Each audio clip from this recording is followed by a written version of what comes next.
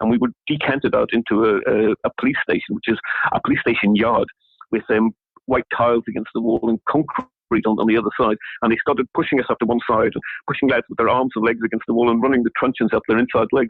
Welcome to Cold War Conversations.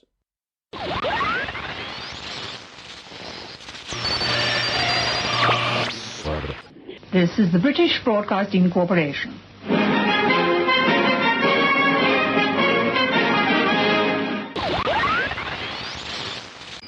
Fünf, zwei, sieben, eins, sechs, sechs, neun, acht, drei. This is Radio Bucharest, Romania. Listeners, following the great popular manifestations in the capital city of Romania, Bucharest, and all over the country, today, December 22nd, 1989, the dictatorial regime of Nicolae Ceausescu was overthrown. And I'm here to host this final program from the German Democratic Republic for you. Welcome to episode 40 of Cold War Conversations. Today we have a joint operation where myself and Shane Whaley from the GDR Radio podcast and Spybrary podcast speak with Peter Millar. Peter is an award-winning journalist who was named Foreign Correspondent of the Year for his reporting on the dying days of the Cold War. Now, before we get going, I'm sure you'd like some exclusive extras, including previews of future episodes, as well as content that didn't make the final cut. If you do, just head over to coldwarconversations.com and click on the Support the Podcast menu option. Thank you very much for those listeners who are already supporting us. I'd also like to thank our latest reviewers in iTunes, Jamie NYC, Neil Guzman, and Mac East Second Floor Studios for their 5-star reviews. Please do add reviews in iTunes, otherwise known as Apple Podcasts, as it really helps spread the word and helps us get guests. Now, back to today's episode. Peter's book, The Berlin Wall, My Part in Its Downfall, is described as a witty, wry, elegiac account of his time as a Reuters and Sunday Times correspondent in Berlin throughout most of the 1980s by the Spectator, and the Sunday Times described it as part autobiography, part history primer, and part Fleet Street gossip column.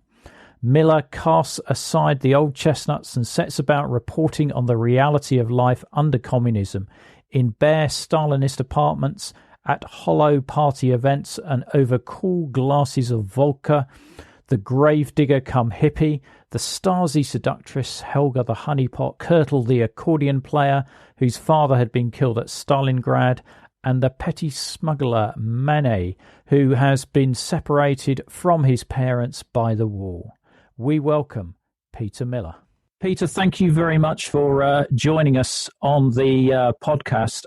One of the things I wanted to ask was, and this is before we dig into your book, which is great, by the way, really enjoyed that. But can you share with us why you decided on journalism as a career and how you got into it? It's a funny story, really. I mean, on my last year, I'd read French and Russian at Oxford, and in my last year, I started thinking, well, that's great, but what am I going to do when I went to see the sort of advisory people? And they said, how about advertising? And I thought, you're kidding. But in my year in Paris, I'd spent a year in Paris as part of my French course. I'd gone hitchhiking down to the south, and I got a lift on the motorway going down from a guy in a smart red sports car who turned out to be called Terry Williams and worked for Reuters in Paris. And I said, oh, is that good? He said, it's better than a lot of other things. Come along and see me. So when I got back from my holiday, I went up to the Paris office and found Terry sitting there with his feet on the desk listening to the radio. And I said, this is work. And he said, yep. And he took me out for a drink and then said, if you do apply to Reuters, I think you'd be great. And by the way, there's one question they will ask you. And he told me the question. So a year and the answer. And a year later, I was applying for a job, and I thought I'd put Reuters down. They brought me in because at that stage I had very good Russian and French, mediocre Spanish, and not quite up to it German. And but they said, okay, that'll do. And then they took me in for the interview, and they said the formal interview. And halfway through it, the guy who was conducting it said, Peter, I've got a question to ask you. If we sent you to somewhere that you'd never been before to report on the story, what are the first things you would do? And Terry told me there's all sorts of things you might want to do, find a hotel, crash out, get a drink, whatever. But the one thing you have to do is, he says, to save them, is I thought I looked really as if I was struggling hard, and said, I guess I'd have to find a telephone or a telex those sort of days and find a way of getting the story back to base. And he just sort of nodded and nothing more. And then they asked me a few more questions, and the next day they told me they'd got the job. I don't know what I'd have said if I hadn't known the answer in advance. That's a great story. So can you just talk us through the day that you were given the East German assignment and how that came about? How it came about, I have no idea. Most of the people who would have done it are probably now defunct. Oh, actually, Manfred isn't. But I was shocked and slightly intimidated, and then overjoyed, because I was in my second year at Reuters. I'd spent a year on the desk in London, and then I'd spent a year in Brussels as a trainee. And although this was in the early days of Britain and the EU, and I was really quite, this is good, but it's a bit dull. The best things we were doing about fish quotas and listening to then as now hackneyed British businessmen coming up with, British politicians, I should say, coming up with bad joke phrases, trying to get into the Sun and the Mail. Suddenly East Berlin seemed sort of widely different, but it was also a bit intimidating because I was only 27. My German was the third of my languages, and I was about to get engaged. And I was going to be sent also, not to start, I wasn't going into an office like Brussels, which had 5 people and various technical staff. I was going to be there on my own with one East German assistant. And I thought, wow, but can I turn this down? Well, no, not possibly. I mean, it was just too exciting. I mean, I'd grown up on Cold War stories, and the whole sort of thing. The whole idea of being sent to East Germany was just exciting. And you'd never been to East Germany before? I had never been to East Germany. The only time I'd been to Germany in the past was when I went to visit a pen pal in the Rhineland about 10 years earlier. I'd spent a year in Paris, a year in Brussels, a month in Moscow, but I'd never been to Berlin. Did they give you any kind of training beforehand on how to conduct yourself? Nothing. The point about Reuters is, hey, you got in here as a journalist, you want it to be exciting, off you go. And also the other thing, that at the time, I have to say, although it was a very esoteric posting, the real fact was that very little ever came out of East Germany. It had been pretty static ever since the 1950s and 1960s when they built the wall. There was really not a lot. There were not many dissidents to be heard of, and that's why, as I told you, my first story I filed was on a football match between Ballymena and Leipzig. A little Northern Ireland team and an East German team, and even that I didn't go to the match. I just did it off the teletype. And there was really very little. But I have friends in Antrim that wouldn't like you calling Ballymena a little team. The Sky Blues. Yes. Well, I was born in County Down, so I have enough reason to know about it. Absolutely. Did you get to watch much football when you were in the GDR? No, this is another irony. In fact, my grandfather had been secretary of the Irish Football Association, but I was a complete football agnostic. I'm now an ardent fan. I vary between losing teams between FC Marbella and Charlton Athletic, so I'm hardly in the Premier League. But I only got converted to football when I turned 40 and decided it was a good way to distract one of my sons from other teenage nuisances. And you took him to Charlton? Yeah, we took him to Charlton, and we drew 1-1 with Newcastle. Hardly riveting even then. Yeah, I'm sure.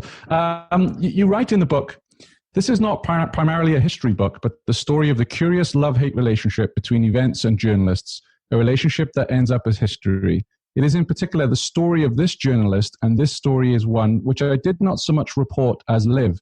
East Berlin wasn't just a place I went to write about, but an inseparable part of my life.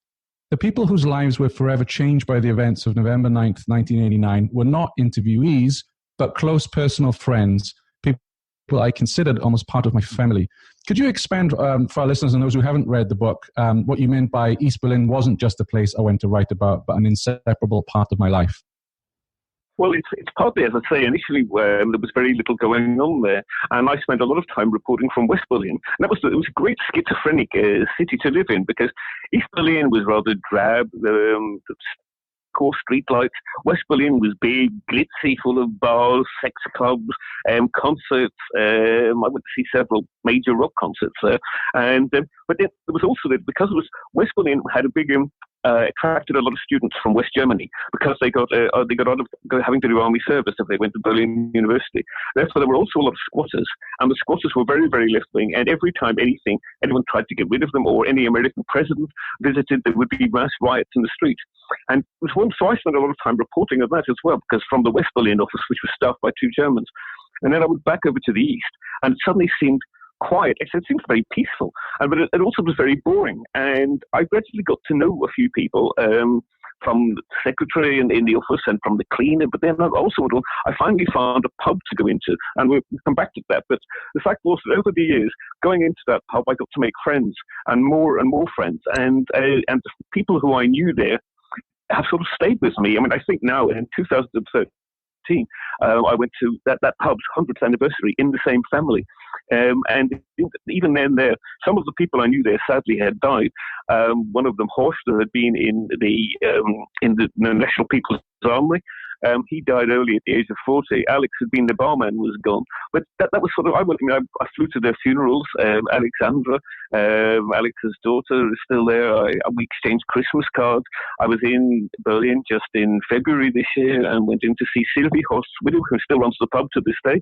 I saw Kerstin, whose ID cards I'd smuggled out of East Germany just before the wall came down. And, you know, they really are, because these are people, we think about it now, I've known them with Greece since 1981. That's a long time. I think I'll hand over to Ian shortly, but I think that this book, what I particularly enjoyed about it was, you know, so many books on the GDR. Ian and I both have a lifelong fascination with the GDR, and so many of the books are quite dry academic books, or they focus purely on the Stasi. There are very few books out there which focus on the actual ordinary, if you will, citizens of East Germany. That's what I really enjoyed about your book. That's right, and I might come back to that. I think you're able to ask me about films and things, but there's been a lot of stuff that has been, everyone makes out the GDR has been terribly negative and very oppressive. Actually, it was a really nice place to live. That sounds absolutely absurd, but of course I had the option of going over to West Berlin at any time. I could do my shopping over there. But, you know, people weren't starving. There was nobody who was living a really bad life. I mean, if you've seen, we come to this, the series, the television series, which started as Deutschland 80. And it's going to continue next year with Deutschland 86, and then finally with Deutschland 89. It's about a very real aspect of times when people were worried about the Cold War escalating. And what it does really well is it was made in Germany by Germans from East and West, but had it been made by British or Americans, I'm sure that East Germany would have appeared much more grayer. I mean, the thing about it was we were never short of food. We shot all sorts of food, but if you could live on pork and sausages, there was endless amounts of those. There was potatoes, there were root vegetables, there was vast quantities of beer, all very cheap. There was in the pub that I was regularly in, for example, every Friday night, the lads from the bakery around the road would come in with a bucket and fill it up with beer and take it back to the bakery. There was a camaraderie. In ways, I suppose it's a bit like the way people older people now have a nostalgia for the awful period of the Second World War. There are a lot of East Germans who still think it wasn't that bad, you know, life was easier.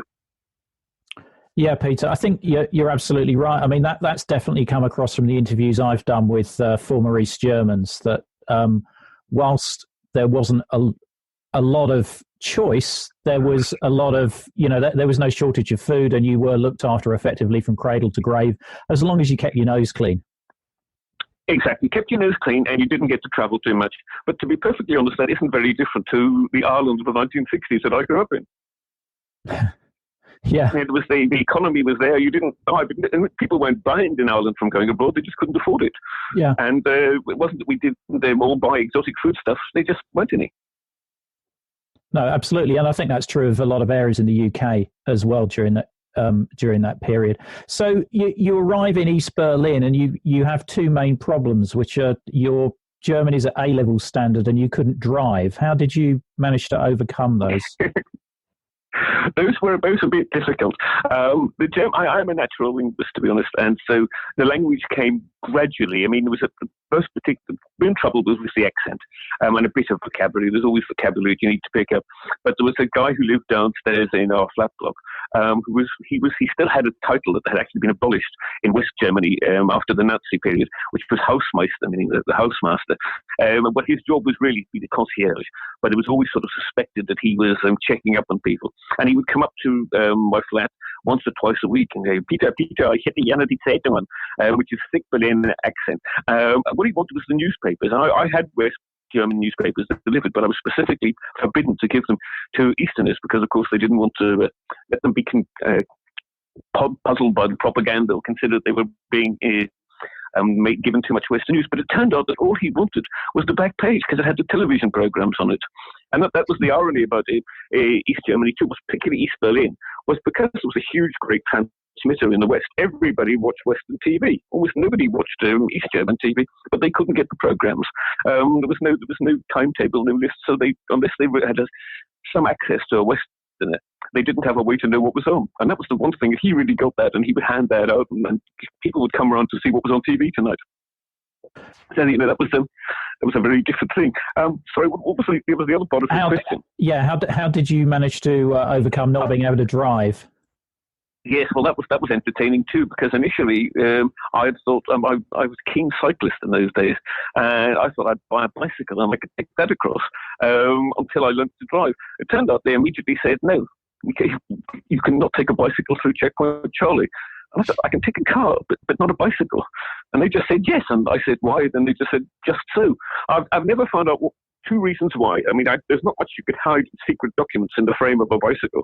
The only thing I can imagine is that they were worried about people taking huge numbers of East German bicycles, which were very cheap because they sponsored sport, and sort of exporting them. But I've never really found out why. So the only thing to do was to learn to drive, which is at 27, it was about the time I did anyway.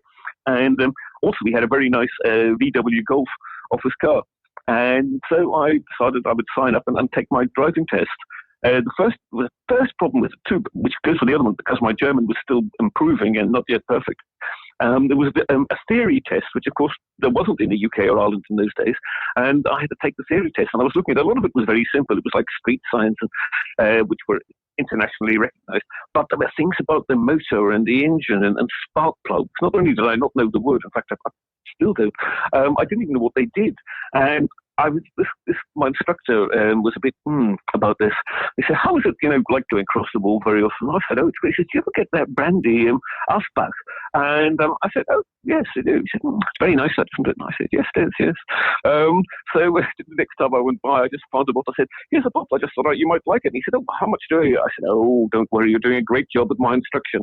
Next week I went down. I discovered I'd passed the theory test straight away. Brilliant story. Quite good. Brilliant. There's another part to it because there was still the practical test to take, and because space was tight, literally, even we had two people did it at once in the test simultaneously in the one car. We had a little Russian ladder, and it was me and a girl from the Ghanaian embassy who was doing the test for the 6th time. And in the car also was the examiner sitting in the front seat and the instructor in the back seat. So there were 4 of us. She did it first, and on her first drive around the Danziger Straße area, she first of all got stuck in the tram line and then nearly killed 2 kids crossing a corner. So they then put me in the chair, and simply, I think, because I didn't really kill anybody and I didn't get stuck in the tram line, I passed. And I've never ever passed another driving test. So after a year or so, I exchanged my when I left Berlin, I exchanged my East Berlin license for a West Berlin license, and my West Berlin license eventually for a West German license after unification, and then eventually my West German license for a British license. So the only test I've ever passed is in a country that no longer exists. Oh, that's a great claim. Great claim. In your book, you talk about the fuss pot and the honey pot. Yes. The first part was Ed Mutter, who was the office secretary, had been the office secretary for 20-odd years. And she did help me through with everything, but she was always very stickler for detail and must do this and must do that. The honeypot was Helga Nabrowski, who was basically the cleaner, the maid, and normally used there to dealing with single men. And Helga was drop dead gorgeous. She was 2 years older than me, which made her seem at the age of 30 a bit old at that stage. But Helga made a no secret of telling me that she and my predecessor, who I won't name for obvious reasons, had lived together like man and wife, nudge, nudge. And in the first few weeks I was there on my own, before my wife-to-be arrived, Helga took me around clubs. It was strictly above board, I have to say, but we went to clubs and went dancing, and it was immediately after I got married that summer and my wife arrived, and Helga was suddenly disappeared and was not sent there anymore, and she was replaced by a woman, what I probably then thought of ancient as about 60 odd, and she came instead. So the honeypot was emptied. So Peter, you had some illustrious predecessors at Reuters, one in particular who is a character I've been fascinated with for a long time, and that's a guy called John Pete, who our listeners connected to the from Reuters. Did you ever get to meet John Pete? I did. I got to meet John on several occasions. He came into the office just after I arrived there and talked through his story. A great story, because he was a quite keen communist and defected, but did the classic thing of actually writing up. Well, let's say in those days, to put a story through from East Berlin, we had to type it out on a teletext machine, which meant punching holes every five dots across. And a roll of tape, and then you could take the tape out, and then you ran it like a piece of cloth through a sewing machine into the fax telex machine. Good grief, pre-fax. And John had written his own story and left it there for the next person coming in to punch through, and they punched it through, and it was a story of his own defection. It was great. He actually found that John Pete made a dash for freedom. He was a nice man. He was very, very calmly spoken, very tall, slender, quite old by then. I can't quite think. And he died just shortly. I left, or possibly even while I was there. So I only met him 2 or 3 times. Yeah, an interesting guy. I have a stack of the Democratic German Report newspapers that I think was a bi-weekly English language newspaper out of the GDR that he edited. And they're a fascinating read. They remind me very much of the Searchlight magazines in the UK, the magazines, because those DGR newspapers were very much outing people in West Germany in government who had a fascist past. Really fascinating read. And of course, a lot of propaganda in there and everything else, but they're a really interesting snapshot of the GDR. I don't think I read any, because of course I was concentrating on just reading in German. Absolutely. And I think they stopped. I think he edited them from the mid-50s to the mid-70s, so it was before your time. I'm not entirely sure why they stopped. Okay, yes, right. Yeah. I didn't get there until late 81. Sure.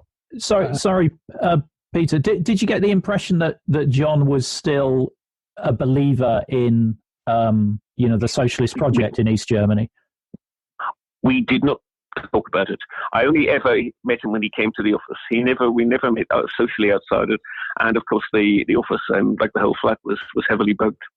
Yeah, it's interesting that he was also friends with Len Deighton, the spy writer. Yes. Len Deighton wrote the intro to his biography, The Long Engagement, on Pete. Yes, just a name drop here. I had an email from Len Deighton recently, and he was very impressed that I dug out that intro, because I'm a geek. I'm fascinated in this kind of thing. And what's interesting is that Len, politically, is probably the opposite. He's probably more on the conservative wing, but was big friends with John Pete. So it's a very interesting intro if you can get hold of it. The book is worth a read anyway, because a lot of it... looked at that. Yes, I haven't read it, yeah.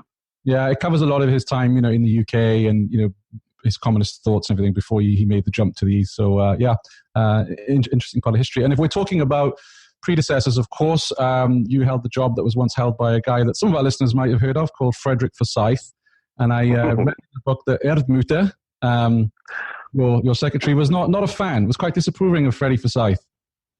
Yes, she didn't really like him. And, I mean, she justified it by one of his famous faux pas, which I must admit, I can see why it happened. He wrote a story to Reuters one night after seeing tanks rolling down Schönhauser Allee, which is where the flat was, and he wrote a really quite shocking story saying that it looks like a possible invasion of West Germany happening. And what it really was the day before May Day. They were just having a rehearsal. Freddie doesn't tell that story very often. Well, if we ever get him on the podcast at Spybrary, I'll have to ask him about that one. Yeah, I can't recall hearing that story in his biography. It certainly isn't. But you'll find it in any Reuters one. It's a very famous incident. I mean, I sort of forgive him a little bit because April 31st, was many years later. I was there about 10 years later than him.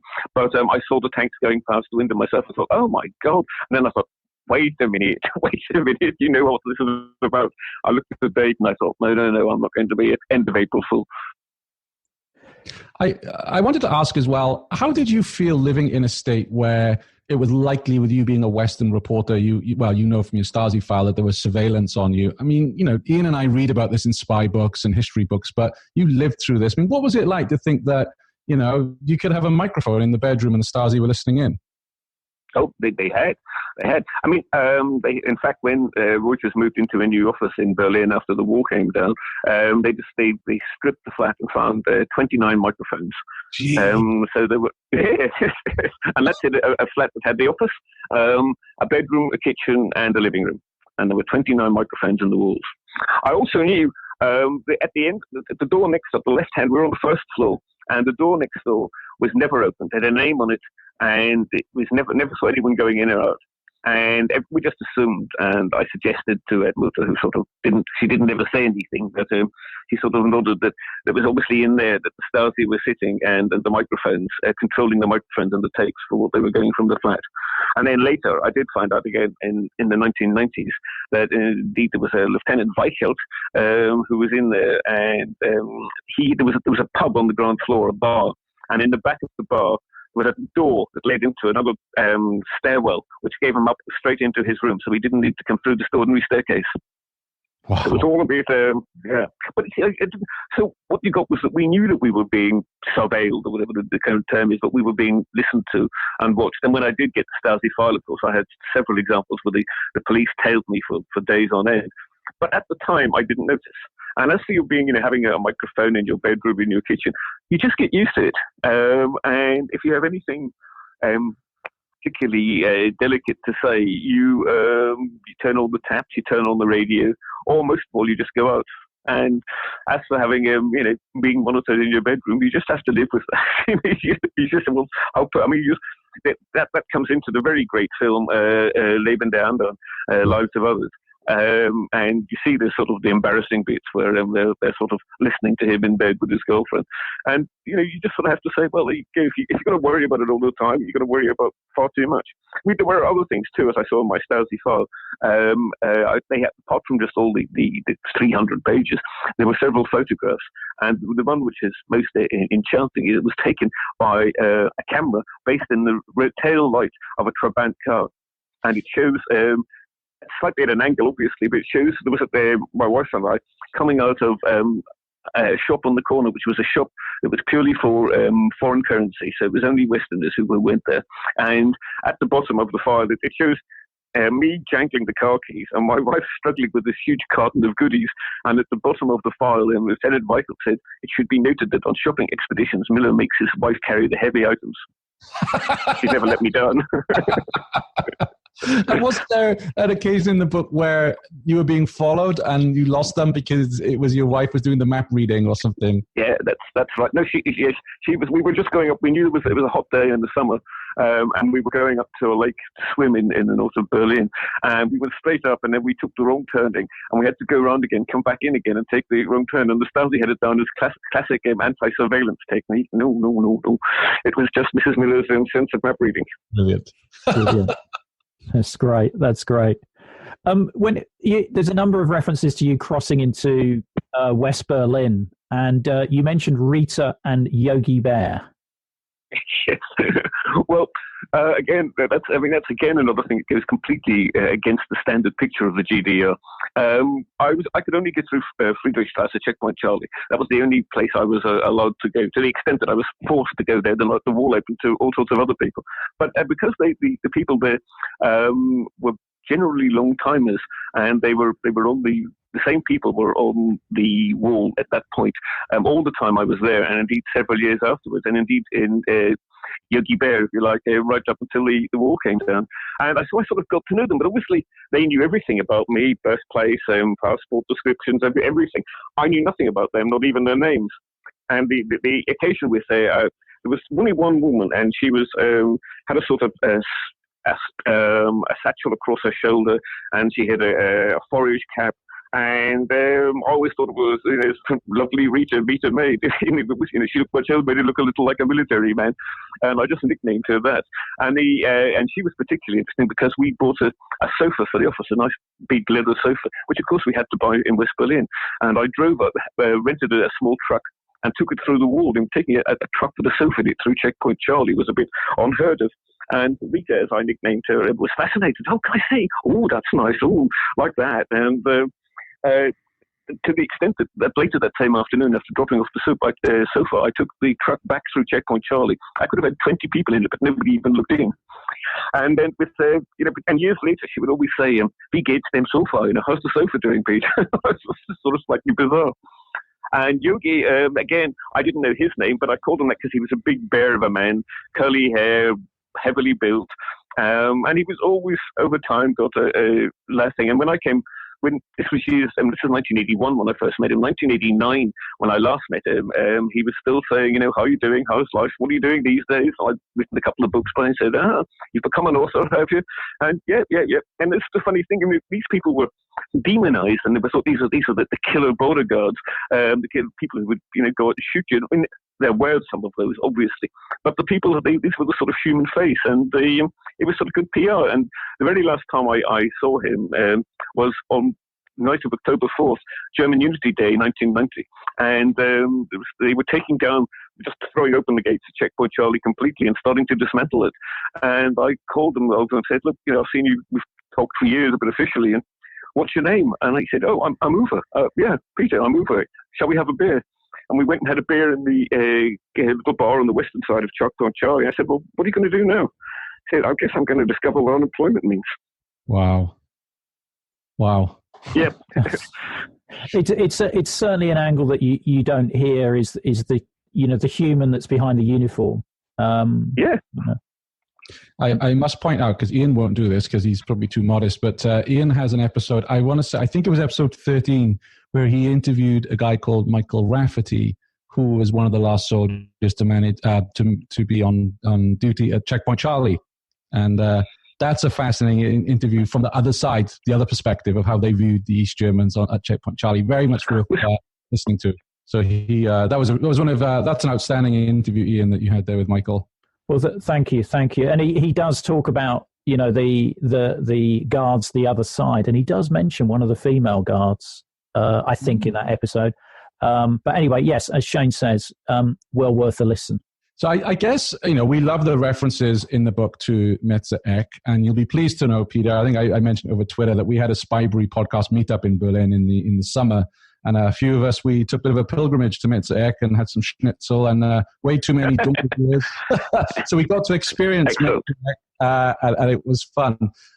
Could you tell us a little bit more about the people you met there and how they reacted to a Westerner in their midst? Because most of the stuff I've read was, it was frowned upon for East Berliners to have any contact with Westerners.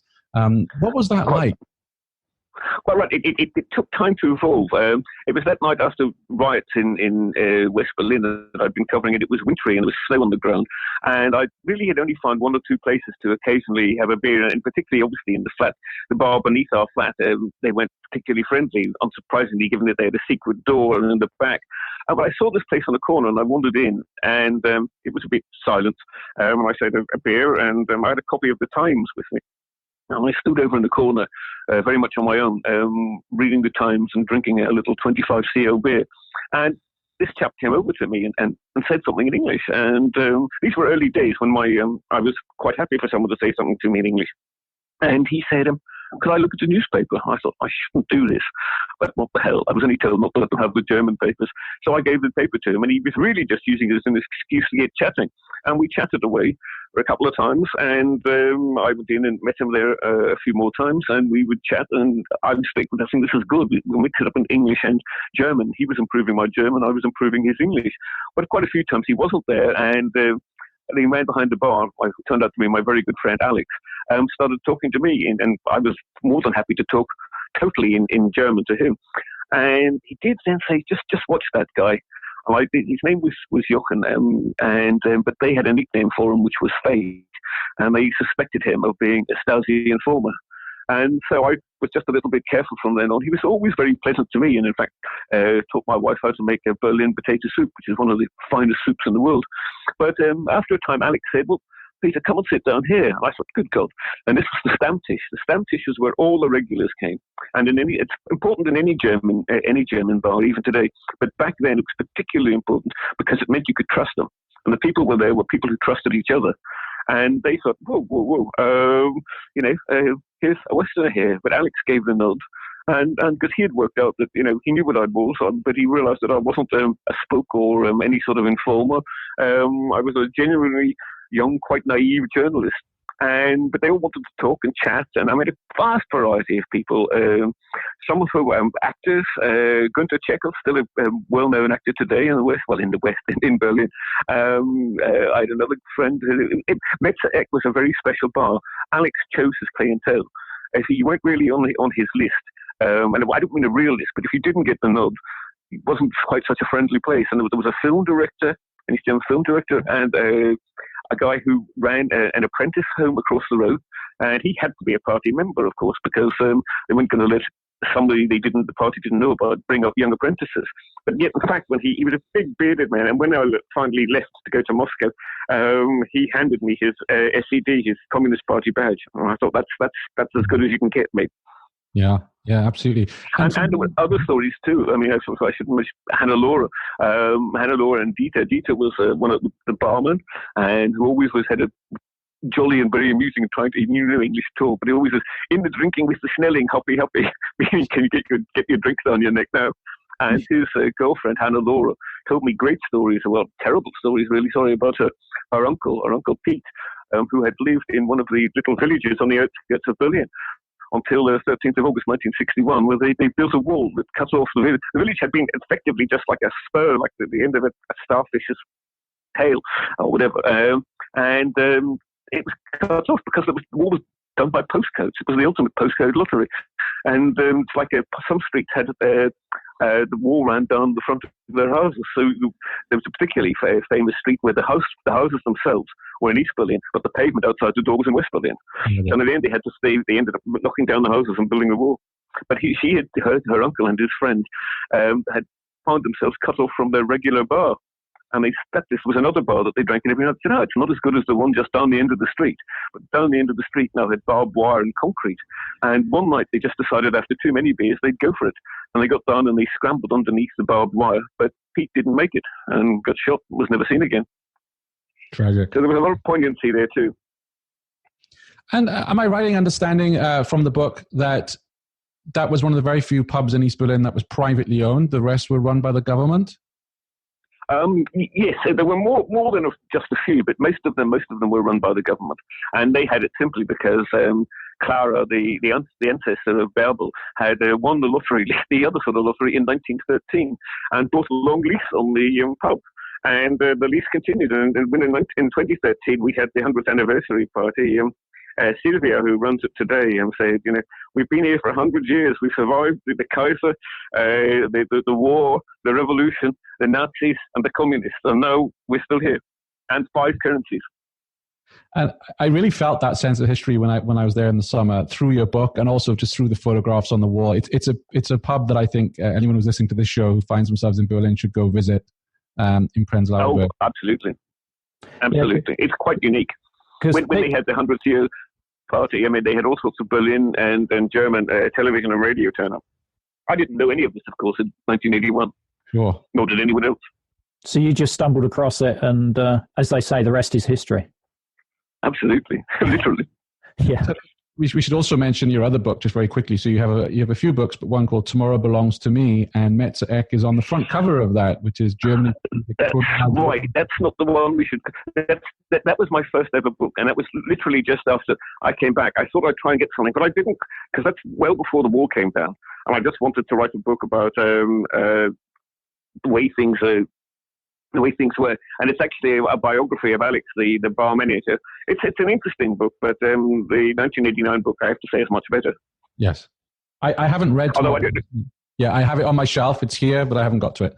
Yeah, that was the book that first introduced me to you, actually, Peter. I picked it up secondhand somewhere and read the story there. It's worth a read because it's another perspective.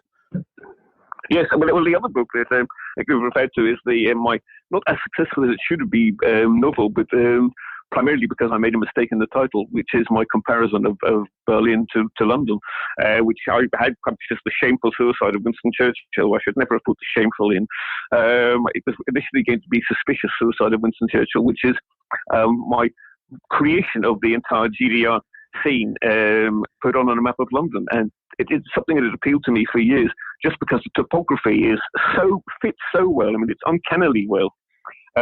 I don't know if you've come across it, but it's set in a London that's been divided after Soviet occupation, and you have East Berlin East London as capital of the English Democratic Republic, and then Westminster, which is an enclave on the other side of the wall, from a wall that runs from Whitehall, from all the way down Whitehall, with Churchill's bunker just in no man's land, just as Hitler's was in Berlin. It then comes down to the river with the House of Commons, the shell of the House of Commons, just on the western side, as the Reichstag was. You come up to having Admiralty Arch as the equivalent of the Brandenburg Gate, and then up to New York Street as Checkpoint Charlie. It's uncanny, absolutely uncanny. I have it in my hands here, and I love the front of it. Jeffrey Deaver says, "Look out, Dan Brown, make way for Miller." So I've got it here, and it's on my to-be-read shelf, which is shelves, really. I will get to it at some point. Because I also have your other book, we're going off subject a little, but All Gone to Look for America, which is your travelogue about your journeys in the US. So you're a pretty accomplished author, Peter. And the other one, actually, which would even interest you more, which is Slow Train to Guantanamo, which is a journey through Cuba in the last days of the Castros, which I did in 2010. And that's actually quite entertaining. It's not really a travelogue in the strict sense, because Cuba was just such a mess then. Sounds like you could spend a whole hour on that one with Ian on a future episode of Cold War Conversations. You cover Cuba, Ian. You could. Cuba is a real story in itself. I've been there several times. Cuba's absolutely on my list. We'll have to do another call, Peter. Okay. But back to the GDR. What did it feel like to read your Stasi file? Sinister, very odd, very odd. We have to read it at first in the Normannenstrasse, in the former Stasi headquarters, but then afterwards, and they've crossed out, they've redacted names of anybody they think that you don't know about. Their rule for it is that you should never find from reading your own Stasi file that your neighbour was having an affair. That was their rule. But then afterwards, it's very good. I mean, they photocopied the whole thing and sent it to me for something like €1 cent a page. That would have been one pfennig or something in those days. It would have been. But it's great, and I still have it here. I have it in the folder, and I got Markus Wolf, the former East German external espionage chief, to sign it for me. It was quite interesting. You write about interviewing Markus Wolf after the For the Wall. How was that experience?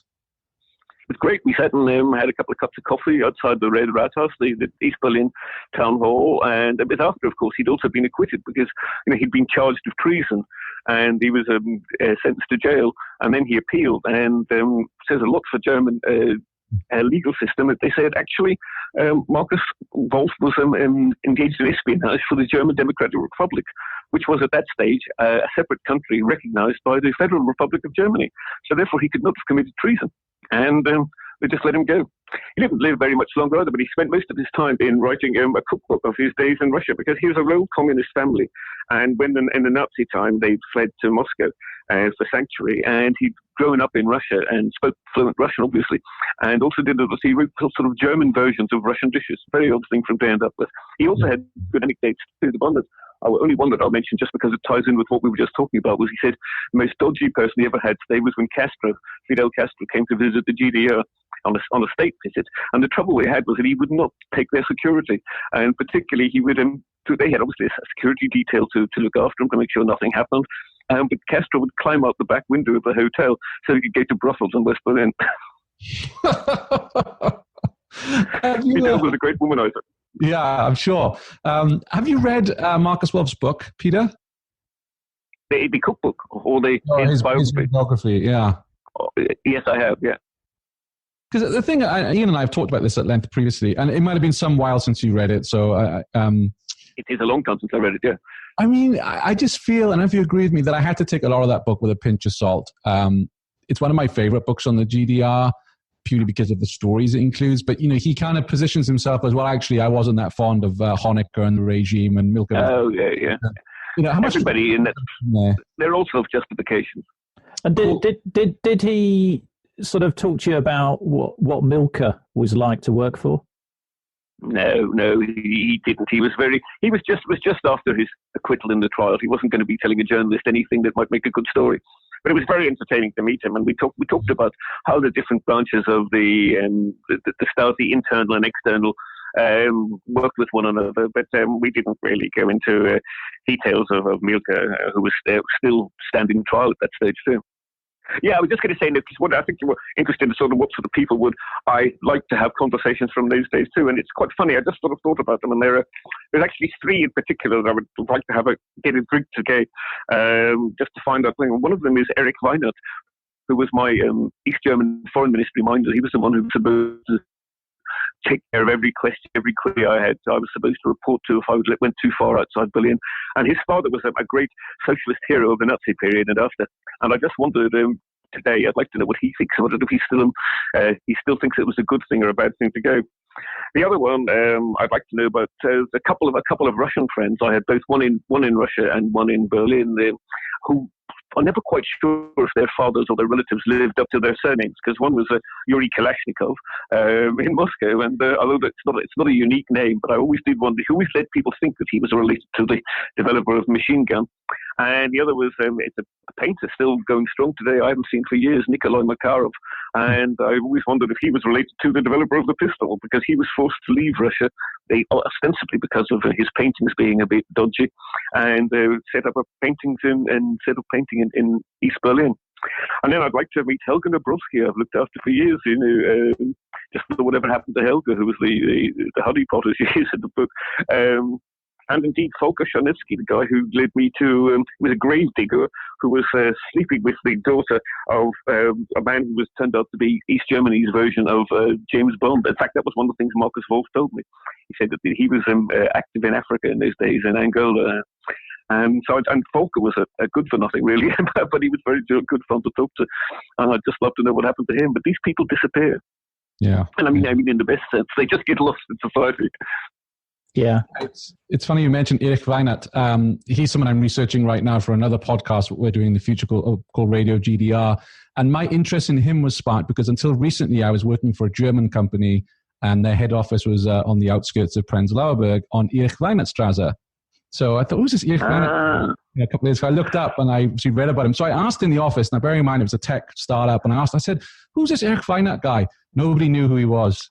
And I thought, wow, isn't that interesting? Yeah, it is. I mean, this is the guy I knew was his son. Yes. Yeah. Who would have been about mid-30s, 40 in the early 1980s. Did you come across any other English people in East Berlin who were working for the regime? No. It depends what you mean by the regime. I did come across one who I won't name, but who was working for the British regime. I won't name him because he was quite clearly a British spook. And he as soon as he left, he left while I was there, and his name vanished completely from all diplomatic records. I suspect it wasn't a true name, but he vanished. He was very, very clearly part of MI6. Right. Okay. Thank you for that. Peter, could you share with us the night when you got arrested and then expelled from the GDR? Could you talk us through that? Yes, certainly. It was the night after Gorbachev had come. It was the 6th of October, 1989, and Gorbachev had come to give a big speech for the 40th anniversary of East Germany's existence. And in a bit of the speech, he famously told Honecker that he who ignores the past gets forgotten. And he who comes too late is forgotten by history. And Honecker was not happy about this, but of course, Gorbachev had been liberalizing in Russia, and the East Germans had done nothing at all. And so when the speech leaked out, the people piled into the streets going, Gobi, Gobi, Gobi, because they'd seen the enthusiasm for him in West Germany. And as a result of this, the Stasi came out and the police came out. First of all, the police, in clothes, uniform police, and started pushing the people back away from the city centre. And then gradually we noticed there were Stasi amongst them because they came out in plain clothes with truncheons and started beating the legs from under people. So, and I was with them initially as a reporter, but we retreated back into the streets and into Prenzlauer Berg and up towards Schönhauser Allee, which is where I live. And these guys were really coming out and getting really heavy at where I had lived 8 years earlier. And gradually they bunched us into various quarters. Up Schönhauser Allee, directly opposite the S-Bahn station, there was a couple of wide alleys, and they got most of us back down into, by that stage, we were about 500 or 600. They'd split us all into groups. And when we came down this alleyway, we discovered that they'd got armoured lorries coming around the back with their gates, and there was nowhere else for us to go. We couldn't go forward because they were standing there with clubs, and they just herded us into the lorries. And we were entertaining too, because they just grabbed me too, because my German now has a thick Berlin accent, and they just took it. I was one of the crowd, and we were thrown in, and then we sat there for 2 hours with all sorts of real Berlin schnauzer, which is a bit like Cockney wit and spirit coming out of the back of the, is that you, Mummy? Oh yes, I'm in the next one. They got you too, and oh, I need a wee-wee. They were just, and then as we moved off, we all started singing the Internationale, the communist song sung against the communist army. And you could just see there were a lot of the kids. I mean, the police were only, they were only in their 20s. And one of them showed up, why, does your mother know what you're up to? She'll give you what for when you get home. Which was all very sort of merciful and things, until we finally got onto Marzahn, the artificial eastern suburb, which they just built up. And we would decanted out into a police station, which is a police station yard with white tiles against the wall and concrete on the other side. And they started pushing us up to one side, and pushing lads with their arms and legs against the wall and running the truncheons up their inside legs. It was at which point I produced my passport and said, wait a minute. And you could see one of them just said, oh shit, we didn't mean to catch one of them. So I was pulled out of the crowd and taken upstairs and interrogated by two plainclothes police, i.e. Stasi, for the whole night. And then the next morning, they finally said, well, we're just going to throw you out. And they took me down to the hotel where I was staying and said, we're going to take you to Checkpoint Charlie and you're going to be expelled forever from the GDR. I thought, no, hell. But they took me down and we went to get my key from the reception desk. This is an aside. But they said, Mr. Miller's in his room. And the Stasi looked at me and I said, no, I actually am Mr. Miller. And so they took me upstairs and they shoved the key in the door and opened the door to hear a muffled squeals from the inside. It turned out that a fellow female reporter and an American friend of hers had decided that, well, Peter probably isn't going to use his room tonight, so we'll borrow it. And there was a great deal of embarrassment all around. And in terms of being expelled, I mean, again, Ian and I read this in a lot of spy books. I mean, did they frog march you to Schönefeld or to a crossing point and kicked you out? How does it actually work? Oh, yeah. Very much this. In fact, the embarrassment in the room turned out to be a very good thing, because in my the pocket of one of my jackets that I wasn't wearing, there were the identity papers, the necessary identity papers for West Germany for one of my friends from Metzeegg, Bärbel's daughter, Kirsten. She and her boyfriend had gone to Poland and got out of the country, like they had been taken out on the train that went through East Germany without stopping, but without being very, very Germanist, without having the necessary social security cards to show they paid their dues to the East German social security. They couldn't get anything in West Germany, and had the East Germans found them, they would have taken them off me. But they just threw me out to get the whole. They were so embarrassed by the business in the bedroom that they just took me to the border, and literally they took me in a car as far as the border, and then just frog marched me out, and that was it. And I thought that's the end of the story. And then that's what happened. So I was then working for the Sunday Times, obviously, and so did the foreign people in London. They said, well, you're not really going to get back in. And I was thinking, oh dear, it's been a hectic year. It's been 99. I've been everywhere in Eastern Europe on a regular basis. I was spending 2 weeks on the road, 2 days at home, 2 weeks on the road, 2 days at home. I'm thinking that, well, at least I can sort of sit and see my wife and two sons at this stage. They said, well, actually, it's Namibia is going to be independent next week. So next thing I knew was on a flight to Windhoek. Wow. And while I was there, an Italian photographer friend of mine said, this is a great story, Peter, you should stay. We're going to get to see all the stuff that happens when the independence ceremony comes through. And I thought, I don't know. I just think something might happen in Germany, I'm going to go back. And thank God I did, because it was only 4 days later that the wall came down. And luckily enough then too, the fact that I have both a British passport and an Irish passport means that I pulled out the other one. And so much for the great German efficiency of these Germans, they didn't notice that that wasn't the one that had been expelled. Wow. Did you see the collapse of the GDR coming? Or was this a big shock? No. Nobody saw it coming. Nobody saw it coming at all. I mean, it was an accident. I'd been working in Poland, and I'd seen what had happened there, but we also thought Poland was a special case. And then Hungary was a slightly special case because they already practiced Gulag communism. It wasn't very strict, and Hungarians could travel to Austria relatively freely. And then it started to happen in Czechoslovakia, as there was, and that was a bit of a surprise because they were pretty hardline, but nobody could see what happened in the GDR. It really wasn't foreseeable. And the actual fall of the wall was an accident. They just meant to say we were going to let people out on visas. They did. It was only when the force of people at the wall that night, they realised they couldn't force them to stay back, and there were thousands. Did you see the movie? Did you watch the movie Bornholmer Strasse, Peter? Yes, I have. Yeah. Well, Bornholmer Strasse is, of course, the one I talked about earlier on, with the border run along the fronts of the houses. Yeah. Yeah, that's interesting. German. Are you talking about? Yes, no, that's not good. That night, because I tried to get through Bornholmer Strasse first.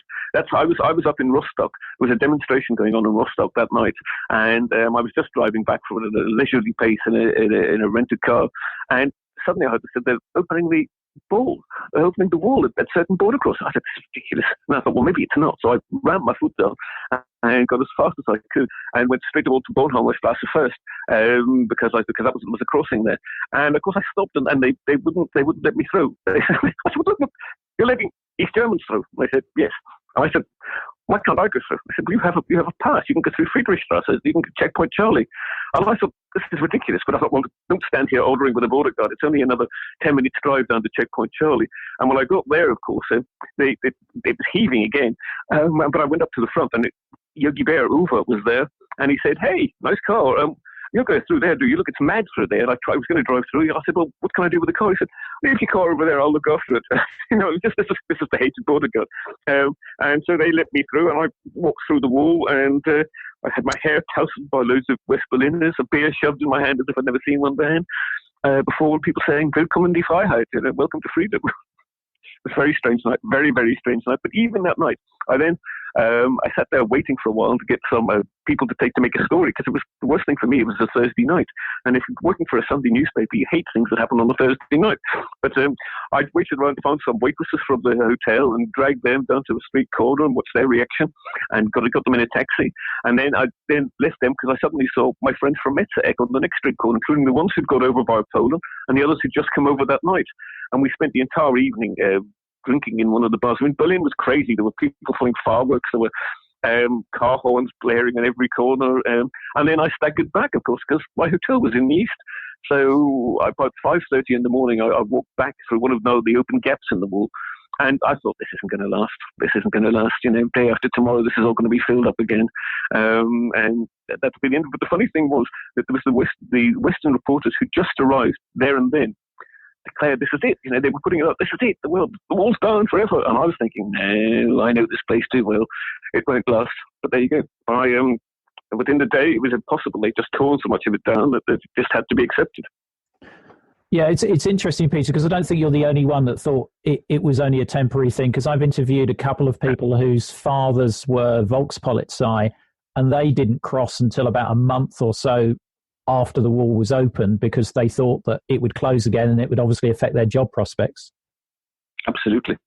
Well, Peter, I absolutely love your book, and Ian and I could probably talk to you for 5 hours because there's lots more in but I'm going to hand over to Ian for the quick fire round because I want to be respectful of your time. But I really urge people to go out and, Ian will add the link in the show notes to go out and buy this book if you're interested in the GDR and life behind the Iron Curtain, and also the life of a journalist. I heartily recommend people pick it up.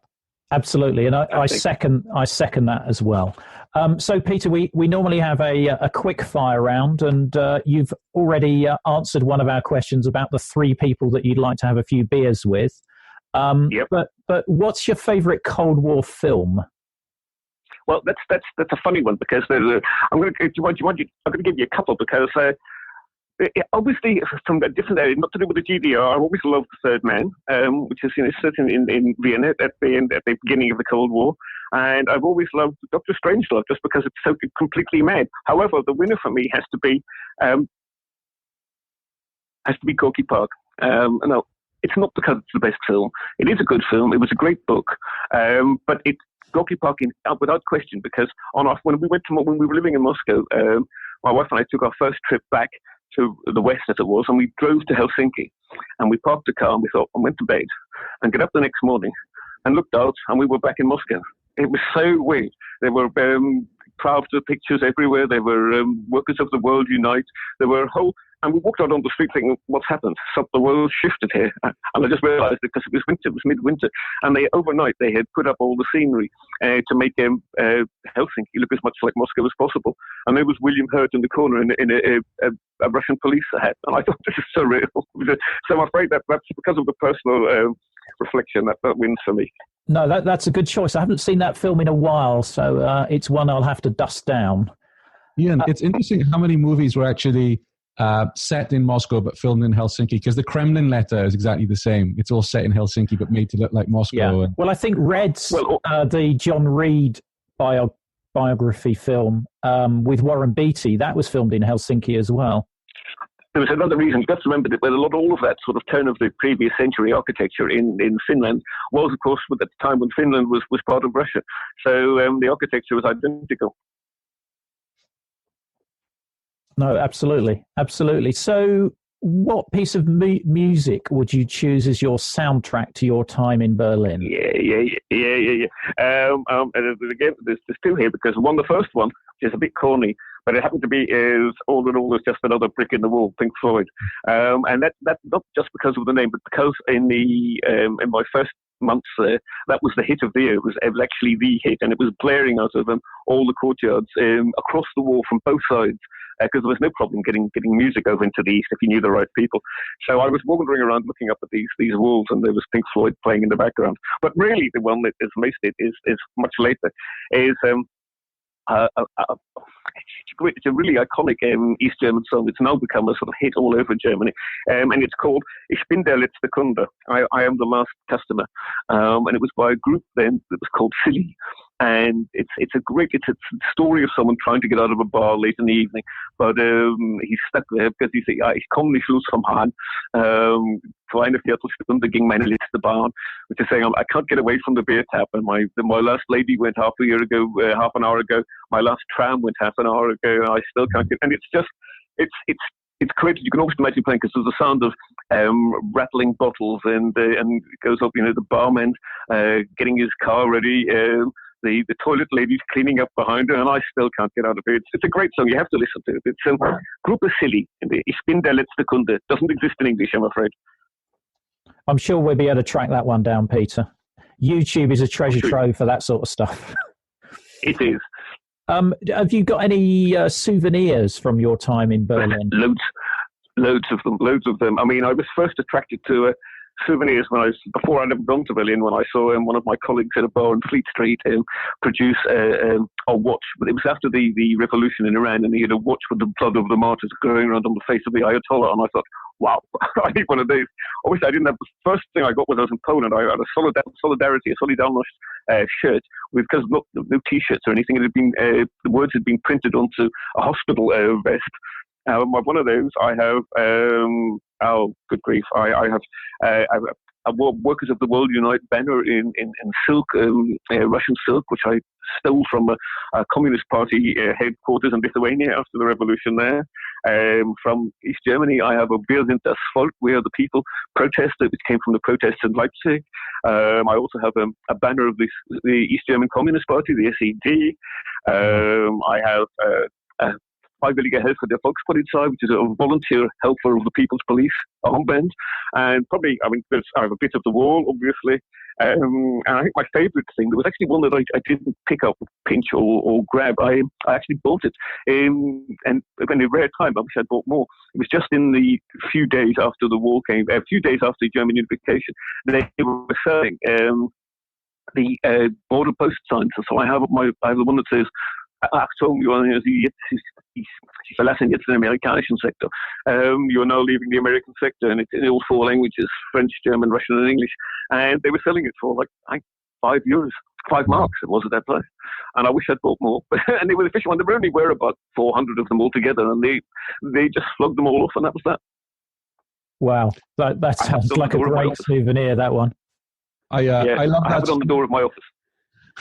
I always loved that story with Michael Rafferty, who was at Checkpoint Charlie, Ian, when he said he gave his hat to an East German border guard officer and he swapped it. And then he had to go all the way to Stuttgart, I think, to get another one because they were, and then he went back in the street the next day and they were all on street corners selling these hats. Yeah. Poor guy. No, great story, that. So obviously there's 1989, The Berlin Wall, My Part in Its Downfall, which is a great book for people interested in Berlin during the Cold War. But are there any other books that you would recommend that cover Berlin? Yes, there are lots, but I'm not going to recommend any of them. Not just because I'm mean and mean-spirited, but really because they don't anything that's actually done for people who were there or people that have related afterwards.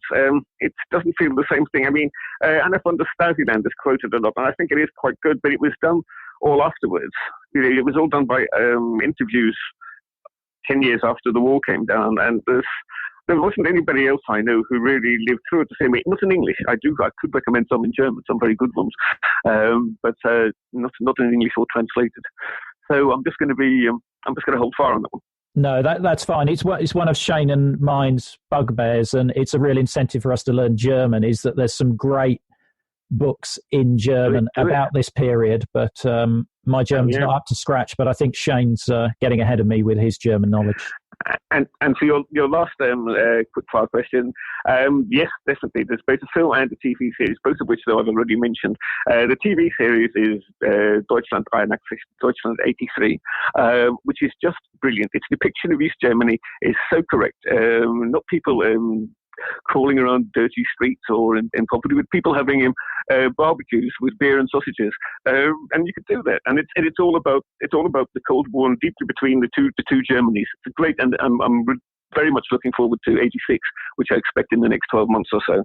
And again, then the film is obviously Lives of Others, led in London, and that was all done afterwards. But it's so exact, and I'm sure you've seen it. But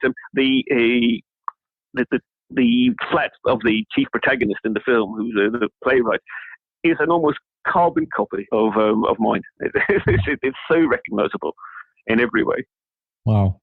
I think they're great recommendations. The other one, I'm not sure if you've seen it, called The Same Sky, Peter. No, actually, I haven't seen that. I know about it. That's a good one. That's worth watching. And I particularly like that because the two Stasi agents one's a Romeo agent and they're in West Berlin. There was one scene where they were talking about why they're doing what they're doing. And, a lot of the English language productions, the Stasi guys have been, blackmailed into it. They've got their sister or, their child won't go to university if they don't work for the Stasi. Whereas these two guys believed in the German Democratic Republic. So it was a lot more realistic for me in that viewpoint. And then there's also the story about drugs in sports, which is, very sad. So season 1 is available on Netflix. I think you like them. And another one that came out that's worth a watch. Now, it is one of these kind of alternate history. Like, I don't really do science fiction, but this one was good, called Counterpart. Are you familiar with that one? No, not familiar with that. I do science fiction, so it's. Oh, you'll love it then. So it's basically about a crossing that basically goes into a different world. It's all set in Berlin in modern day, and it's a different whole world that's created, which is a mirror image of the Berlin, but in a whole different dimension. And it's a spy, it's an espionage, it's a whodunit, it's a thriller. Great cast, a lot of German actors in it. I think you'll enjoy it. Counterpart. I will. I shall look forward. I shall probably watch that over the next few days. I'll drop you an email with the links. Thank you. Peter, I really appreciate your time tonight. That has been really interesting, and hopefully, not hopefully, I'm sure that has whetted people's appetite to read your book. Thank you very much. Honored to speak to you, Peter. Thank you. Well, that's the end of Peter's Berlin story, but we're hoping to get him back again to talk about his time in Moscow and Cuba. I'd like to give special thanks to our friends at the GDR Radio podcast for assisting in the production of this episode, and we hope this is one of many future collaborations with them. I do heartily recommend Peter's book. There's loads more detail as well as stories we didn't cover in the podcast. Details of the book and some video are available in the show notes at coldwarconversations.com/the word episode and the number 40. If you like what you're listening to, do join our Facebook discussion group where there's loads of Cold War information, further discussions with our listeners and guests. Just search for Cold War Conversations in Facebook. And we're also on Twitter at Cold War Pod. Lastly, if you like what you're hearing, do leave reviews on iTunes or share us via social media. It really helps to increase awareness of the podcast. Thank you very much for listening and supporting us. It is really appreciated. Goodbye.